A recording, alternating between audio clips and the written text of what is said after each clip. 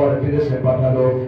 সেখানে গেলাম, ব্যারিস্টারি পাস করলাম, ভালো মানের একটা চাকরি হইল। আজকে বাবার মৃত্যুর সংবাদ শুনে দেশে আসলাম।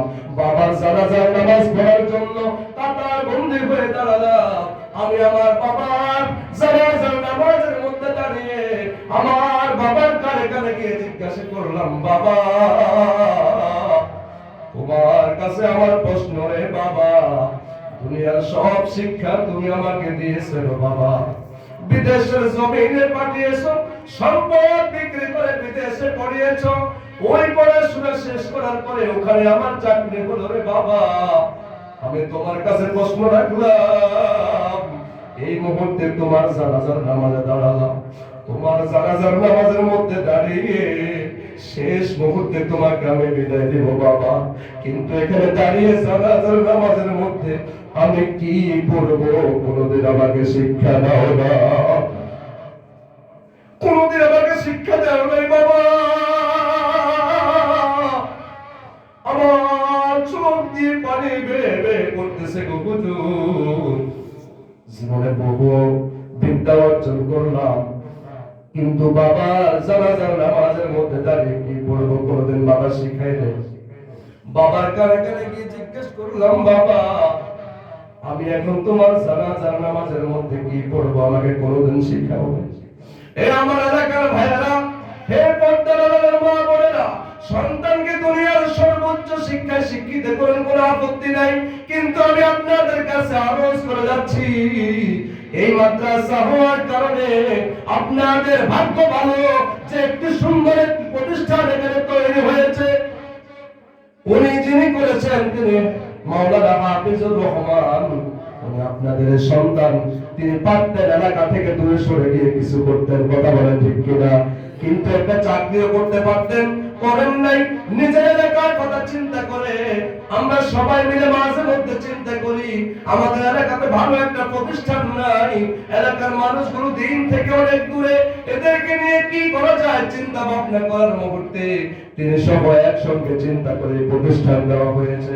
আপনাদের হাতে পায়ে ধরি, অর্থ সম্পদ দেন, অন্তত পক্ষে ওই যে ফরজিয়াত, যে ফরজিয়াতের কথা বললাম, এই ফরজিয়াত যেন আদায় করে যান, খবরে যেন এই ফরজিয়াত আদায় করে যান। আমার রিকোয়েস্ট থাকবে, আমার আবেদন থাকবে আপনাদের কাছে, সন্তানকে আপনি বাল্যকাল থেকে ছোটবেলা থেকে এখানে দেন, আলিফ বা তা সা এগুলো সব শিখবে, এরপরে বাংলা ইংরেজি অঙ্ক সব শিখবে, কোনো অসুবিধা নাই, কোনো অসুবিধা নেই, সব শিখবে। এরপর আপনি জেনারেল লাইনে যা ইচ্ছা তা পড়ান, কোনো আপত্তি নাই। পরকালের একটা শান্তি পাবেন। কি শান্তি, সর্বশেষ আলোচনা করে বিদায় নিচ্ছি। ইমাম ফখরুদ্দিন রাজি, ইমাম ফখরুদ্দিন রাজি পৃথিবীর উল্লেখযোগ্য তাফসীর কারকদের একজন, সুবহানাল্লাহ বলেন। তিনি একটি তাফসীর লিখেছেন, তাফসীরের নাম তাফসীরে কবির। তাফসীরের নাম কি বলেন? তাফসীরে কবির। লেখকের নাম কি? ইমাম ফখরুদ্দিন রাজি। তিনি হযরত মুসা আলাইহিস সালাতু ওয়াস সালামের একটি ঘটনা তেনার তাফসীরের মধ্যে উল্লেখ করেছেন। আমরা আহলে সুন্নাত ওয়াল জামাতের আকীদা হলো নবীদেরকে আল্লাহ তাআলা দুনিয়াবি খবর এবং কবর জগতের খবর আল্লাহ তাআলা ওনাদেরকে দেখার শোনার সুযোগ করে দেন, সুবহানাল্লাহ বলেন। কারণ হলো ওনারা পরকালের আশ্চর্যজনক খোঁজ খবর জেনে আমাদেরকে কি করবেন? সতর্ক করবেন। এটা হলো আমাদের আকীদা এবং বিশ্বাস। কথা কি বুঝে আসছে?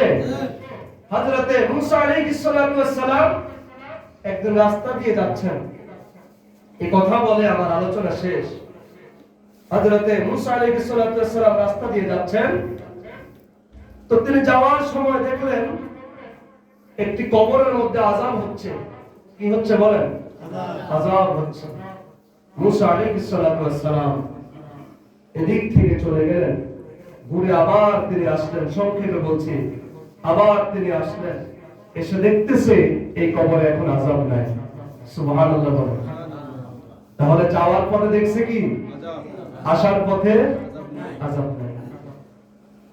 আল্লাহ রাব্বুল আলামিনের হুকুমে হযরত মুসা আলাইহিস সালাতু ওয়াস সালাম এই কবরবাসীকে কষ্ট করলেন। এই কবর জগতের মানুষ যাওয়ার সময় দেখলাম তোমার কবরের মধ্যে আযাব, এখন আসছি এসে দেখতেছি তোমার কবরের মধ্যে আযাব নাই, কারণটা কি বলো? হযরত মুসা আলাইহিস সালাতু ওয়াস সালামের প্রশ্নের জবাবে তেনার উম্মত কবরবাসী উত্তর দিচ্ছেন, আমি যখন ইন্তেকাল করলাম, ওই ইন্তেকাল করার পূর্বে আমি যখন আমার স্ত্রীর সঙ্গে মেলামেশা করলাম, আমার স্ত্রী গর্ভবতী অবস্থায় দুনিয়ায় রয়ে গেল। আমার সন্তান দুনিয়ায় আগমন করার পূর্বে আমি ইন্তেকাল করলাম। আমার সন্তানটা ভূমিষ্ঠ হলো। এতদিন পর্যন্ত আমি কবরের মধ্যে অবস্থায় আযাবকৃত অবস্থায় ছিলাম, কিন্তু আমার সন্তানটা আজকে আমার স্ত্রী এই সন্তানটাকে নিয়ে একজন উস্তাদের কাছে দিয়ে আসলো। জোরে বলুন সুবহানাল্লাহ। ওই উস্তাদের কাছে দিয়ে আসলো, উস্তাদ আমার সন্তানটাকে আজকে প্রথম সবক দিল বিসমিল্লাহির রহমানির রহিম। আমার সন্তানটা আজকে বিসমিল্লাহ করলো, আর আল্লাহ রাব্বুল আলামিন আমাকে আমার কবরের আযাব থেকে আমাকে মুক্ত করে দিল। হযরত মুসা আলাইহিস সালাতু ওয়াস সালাম ফেরেশতাদেরকে জিজ্ঞাসা করলো, কবরের আযাবের ফেরেশতারা, এই ব্যক্তির এই সন্তানের কি এমন ভালো দিক দেখে এই ব্যক্তির আযাব বন্ধ করে দেওয়া হলো?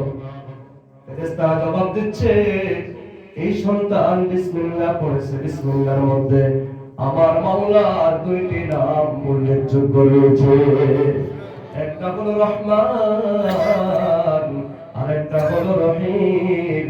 ইমাম ফখরুদ্দিন রাজি রাহিমাহুল্লাহ বলেন, এই সন্তান যখন তার এই নাবালক জবান দিয়ে বিসমিল্লাহির রহমানির রহিম উচ্চারণ করলো, আল্লাহ রাব্বুল আলামিনের দুইটি নাম, একটা নাম হলো রহমান,